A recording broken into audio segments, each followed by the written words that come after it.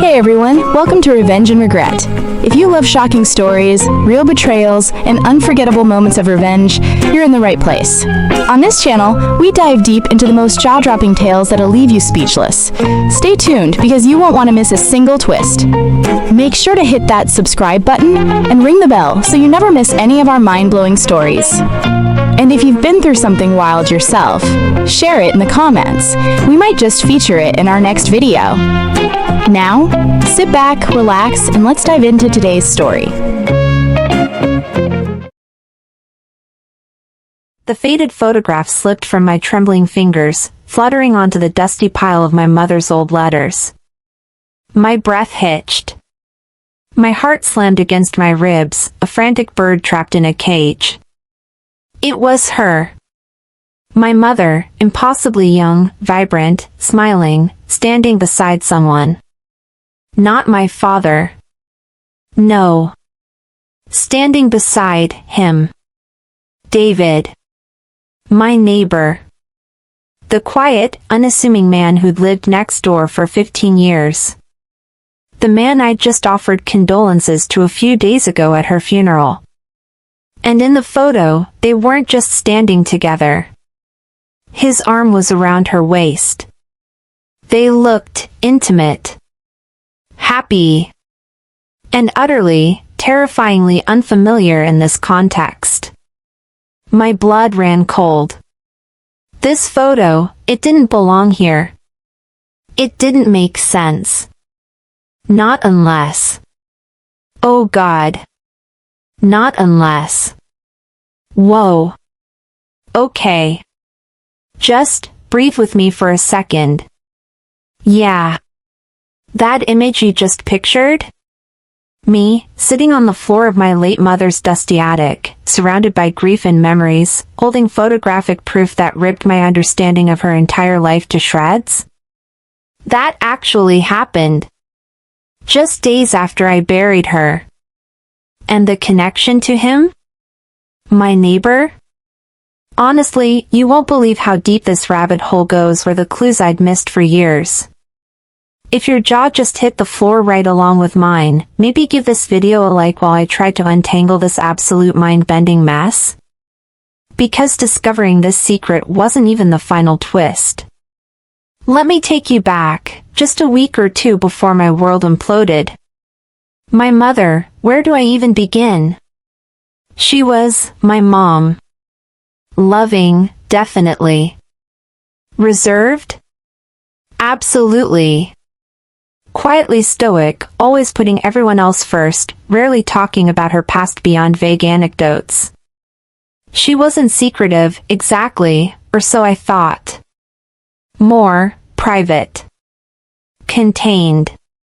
We were close, in our own way. Sunday dinners, holiday traditions, the usual mother-daughter stuff. I thought I knew her. I really did. I knew her favorite color was lilac, that she hated cilantro, that she loved gardening and trashy reality TV in equal measure. Basic stuff. Surface stuff, apparently. Because underneath that calm, predictable surface, lurked a secret big enough to change everything. And then there was David. Our neighbor. Lived next door since I was in high school. Nice enough guy. Widowed years ago, kept to himself mostly. We'd wave when getting the mail, exchange pleasantries over the fence about the weather or his meticulously kept roses. Sometimes he'd bring over extra tomatoes from his garden in the summer. Just a normal, friendly, slightly boring neighborly relationship. Nothing more. Zero indication of any deeper connection to our family, let alone to my mother specifically. He even brought over a casserole after Mom passed. Expressed his sympathies. Looked genuinely sad. Or was it guilt? Now I question everything. Mom's illness was fast. Unexpectedly aggressive. One minute she was complaining about feeling tired, the next we were dealing with grim diagnoses and hospice care. It was a whirlwind of hospitals, hushed conversations, and anticipatory grief. And then, just like that, she was gone. The grief was suffocating. A heavy blanket smothering everything. After the funeral, the casseroles, the well-meaning but draining visits from relatives, came the inevitable task, sorting through her house. Her life. Decades packed into boxes, closets, drawers. It felt like trespassing, violating her privacy, even in death. But it had to be done. I started in the attic. Dust motes danced in the single beam of light from the small window. Boxes were stacked high, labeled vaguely, old photos, keepsakes, tax stuff. I sat on the floor, feeling overwhelmed, pulling down a heavy box marked letters. Inside, tied with faded ribbons, were bundles of correspondence. Old birthday cards, postcards from trips, and then, deeper down, another set. Letters in handwriting I didn't recognize, addressed to my mother, postmarked decades ago, from a town I'd never heard her mention. Curiosity pricked through the grief. I opened one. The letter spoke of shared dreams, of difficulties, of a love that seemed passionate, almost desperate. But it wasn't signed by my father. It was signed with a single initial, D. My heart started a slow, uneasy thud. D? Like David? No. Couldn't be. Just a coincidence. I kept digging. More letters, hinting at a painful separation, at promises made and broken, at something hidden. A secret they shared. It felt wrong reading them, like unearthing buried treasure that was meant to stay hidden, but I couldn't stop. There was an intensity there, a part of my mother's life I had no inkling of. And then, nestled amongst the letters, I found it.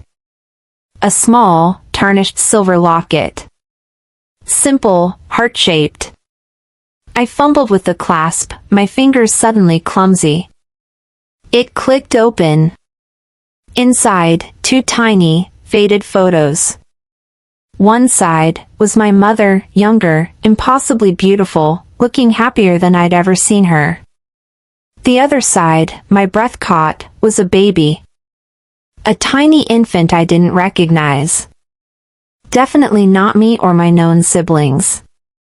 A hidden child? The letters suddenly clicked into sharper focus, whispers of a difficult choice, of giving something precious up. My mind started reeling. A secret baby? My mother? And that's when I saw the other photo tucked under the locket. The one I told you about at the beginning. The one that ripped the veil completely. Remember? My mother, younger, smiling that same radiant, unfamiliar smile, standing next to him. David. Our neighbor. His arm possessively around her waist. Looking at her with an adoration that was unmistakable. They looked like a couple. A young, in-love couple. Holding that photo, the locket heavy in my other hand with its picture of the unknown baby, the pieces slammed together with brutal force. D. The letters. The secret. The baby. The neighbor. David. And that's when I looked up, through the dusty attic window, down towards his house next door. And there he was. Mowing his lawn. Completely oblivious. Just like he always was. Yes. That was the moment. The callback. The precise second the unimaginable became undeniable. My neighbor wasn't just the friendly guy next door. He was D. He was intricately woven into my mother's secret past. And that baby in the locket, dear God, was it his? Was he? Could he possibly be my brother? Okay. Processing that, sitting there in the dust, grief warring with earth-shattering shock, it felt like my brain physically short-circuited. Brother? My neighbor? The quiet guy who fixes his sprinklers on Saturdays? It was ludicrous. Impossible. Except, the evidence was right there in my hands. The photo. The locket. The initials on the letters. The years of proximity, suddenly feeling less like coincidence and more like something else. Was it deliberate? Did he know who we were when he moved in? Did my mother know he was there all those years? The questions were a chaotic avalanche. My immediate reaction was just numb disbelief. I dropped the photo and the locket back into the box like they were burning hot. Scrabbling backwards, away from it. I needed air. I practically tumbled down the attic stairs, heart pounding, hands shaking. I stood in my mother's empty kitchen, gripping the counter, staring out the window at David, still patiently mowing his lawn in neat stripes. Every mundane detail of his existence suddenly felt loaded, sinister, bizarre. How many times had I waved at him? How many times had Mom spoken to him over the fence? Were those interactions laced with hidden meaning, secret acknowledgments I was too blind to see? The fallout in those first few hours, days, was internal but explosive. Did I tell anyone? My siblings? My partner? How could I possibly articulate this insanity? Hey, you know Mom, the woman we just buried? Turns out she had a secret love child decades ago, and oh, by the way, it's David from next door. It sounded like a bad soap opera plot. I kept the box hidden, shoved back into the attic clutter. But the knowledge festered. Every time I saw David outside, my stomach would clench. Small talk felt impossible, laden with the weight of what I now suspected. Did he know? Did he know about me, my siblings? Was he aware that his secret half-sister, potentially, was living right next door, grieving the mother they possibly shared? Or was he just as oblivious as I had been? The consequences rippled outwards immediately, complicating everything. Sorting through Mom's legal papers, dealing with her will, suddenly felt fraught. Was there anything hidden there? Any provision I hadn't understood? Every interaction with neighbors felt strained. Did they know anything? Had there been whispers years ago I was too young or too oblivious to hear? The normal process of grieving felt hijacked by this colossal, secret. My memories of my mother felt fractured. Was her quietness stoicism or the burden of a hidden life? Was her love for me and my siblings genuine, or tinged with the guilt of another child left behind? Life now, it's defined by this bizarre, unsettling new reality. I haven't confronted him. David. How could I? What would I even say? Excuse me, David, while you're weeding your petunias, quick question, are you my secret half-brother my recently deceased mother gave up for adoption? The thought is paralyzing. So, I exist in this strange limbo. Living next door to a man who might be my flesh and blood, sharing awkward smiles over the fence, both of us potentially orbiting this life-altering secret from opposite sides, completely unaware of the other's knowledge. Or maybe he does know. That's the question that keeps me up at night. There's no resolution. No tidy ending.